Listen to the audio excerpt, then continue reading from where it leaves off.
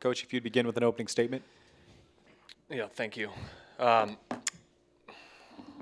that was a tough one, but I'll say first that I'm really proud of our guys. The fight in us just did not stop.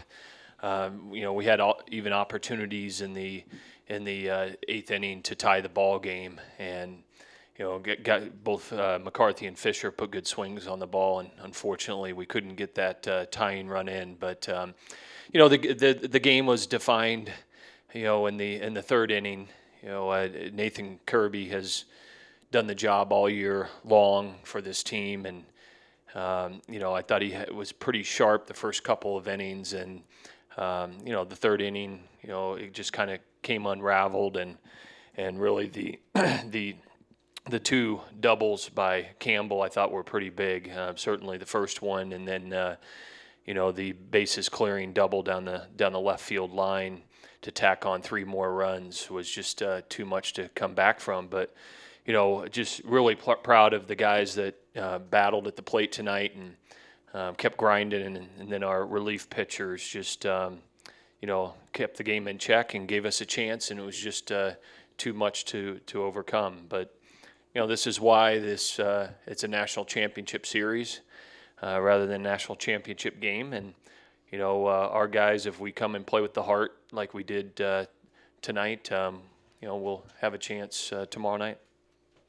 We'll open the floor for questions. We'll begin here in the second row.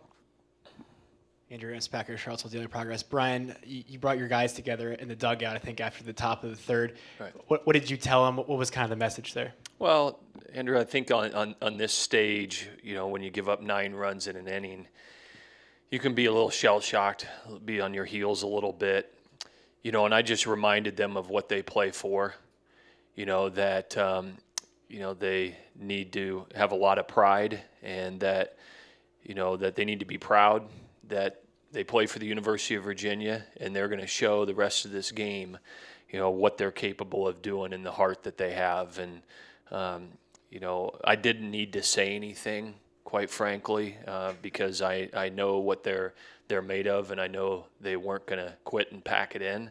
I knew they were going to keep fighting, and they responded, and we had a chance, but just not quite enough. First row, Kendall. Kendall Rogers, perfect game. This is for Nathan. I guess you were kind of cruising there, and all of a sudden things kind of came apart. What, from your standpoint, what kind of happened there, you think? I just couldn't find my release point, and it hadn't happened all year, but it happened tonight. But I thought we did a great job with the bats, and I think if we just carry that in tomorrow, I think we're going to be fine. Stay in the first row for Aaron. Aaron Fitt, Baseball America, for Brandon and Branden. I guess it'd be pretty easy to get discouraged after a 9-run inning, but you guys came right back out there and put a couple of runs on the board. How did you kind of keep your heads up and being able to keep battling like that when you're looking up and it's 9-2? Well, like Coach said, we basically we have heart. We have a special set of guys on his team, and no matter what happens, we're not going to give up. We still felt like we were in the game, and we were just trying to do the best we could to make it a ball game. I mean, I'm really proud of these guys. I know Coach O'Connor said it. It was the third inning. We still had 6 at-bats left, and we just, had the mindset of kind of chipping away. We'd been putting good barrels on balls all night. We weren't really going to change anything, and we didn't really want to fall back and pack it in. We haven't done it all year, and this is a championship series. There's no reason to do it now. We had a lot of fight tonight, and even though we didn't come out on top, I'm really proud of these guys. Here in the front row, Doug. Yeah, Nathan, you talked about not being able to find your release point. Was that something you noticed in the first inning, or did it just suddenly come up in the third?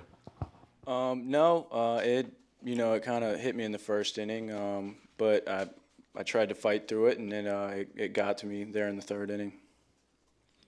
Let's go to the fourth row in the back. Dan Phillips with WZTV. This is for Coach.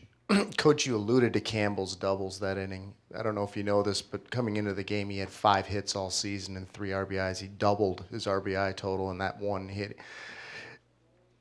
Obviously, an unlikely hero, perhaps, or a guy that maybe you hadn't figured could beat you like that? Is that fair?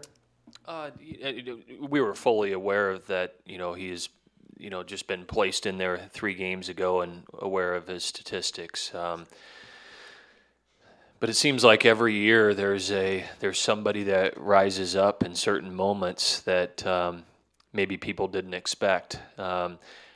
We didn't pitch him differently than anybody else. We didn't look at his stats and say, we're just going to groove the ball to him. And, we had respect for him like we did the rest of the hitters. He just got a 2-0 count on the first one, I believe it was, and put a good swing on the ball and hit it over Fisher's head. And then the one off Mayberry was, just down the line. We weren't trying to do anything different with him than anybody else. And, you got to credit the young man. He's been thrust in there on the biggest stage in college baseball, and he performed. So Here in the front. Jeff White, VirginiaSports.com. Brian, you mentioned the relief pitchers. Given the situation, is your staff in about as good a shape as it could be going forward after a game where your starter didn't get out of the third? Yeah, I think we're in a good position, Jeff.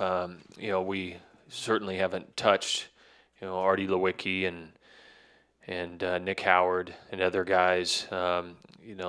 Whit Mayberry did a nice job while he was in there, and so did Austin Young. And those guys didn't give up any runs, and they give us a chance. So tomorrow's a new day. We're certainly going to need a quality start out of Brandon Waddell tomorrow.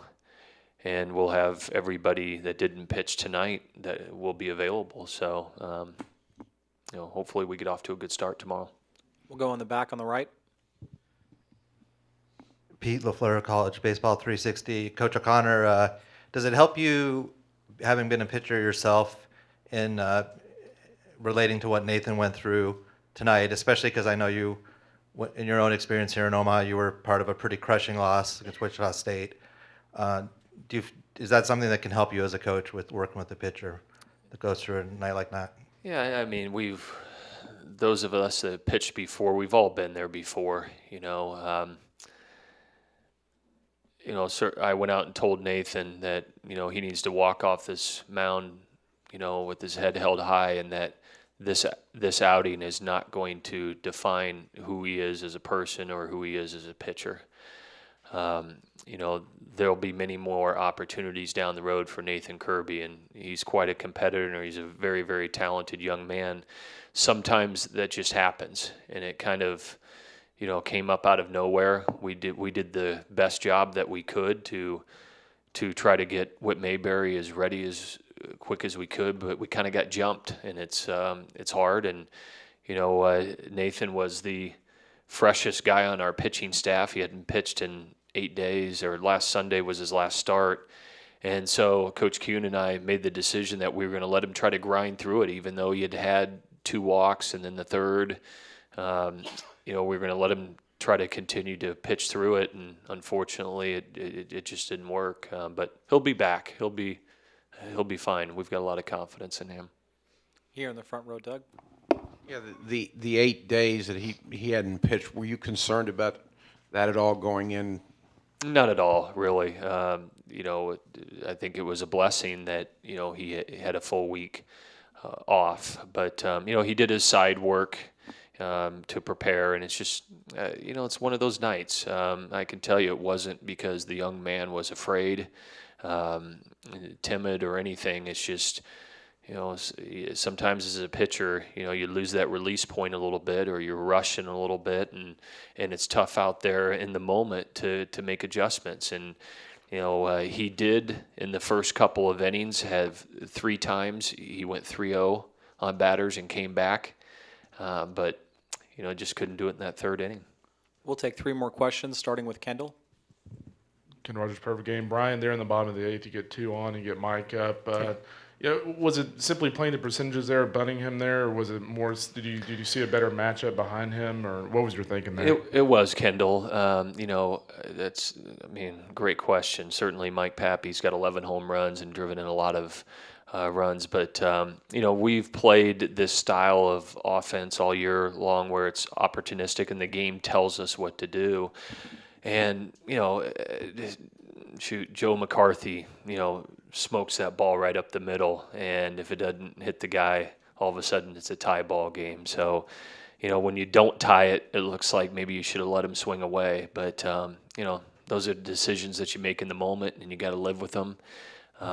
We've had a philosophy that each player has a role depending on what the situation is, and they need to do their job. And Mike did his job, and unfortunately, we just couldn't. That ball just couldn't sneak through. Here in the second row. For Brandon and Brandon, speaking of Mike, you guys have seen him take a lot of home run swings in his career. When I went off the bat in the fifth inning there, did you think that was going to get out of this ballpark?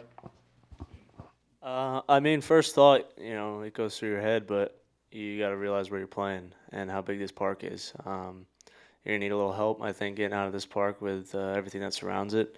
I personally thought rounding third, it might get a gap, but, hung up there a little too long. He put great swings on balls all day, and it was unfortunate enough that, he got under that one. I thought it was gone off the bat. And that's really all I have to say. I thought I was jumping up and down. I thought it was gone. Our final question here in the front. Brandon Cogswell, how much does coming back like that and making it a game and taking it to the ninth inning, how much does that help tomorrow night, or do you just start fresh? You have to carry it over. We didn't come out on top. I think the only thing we can do is carry it over. I think we had 15 hits, put 15 hits together, 8 runs. And 6, after the third. Like I said, I couldn't be more proud of these guys. Like I said, we didn't come out on top, but these guys need to realize that we can carry this into tomorrow and hopefully play some good baseball.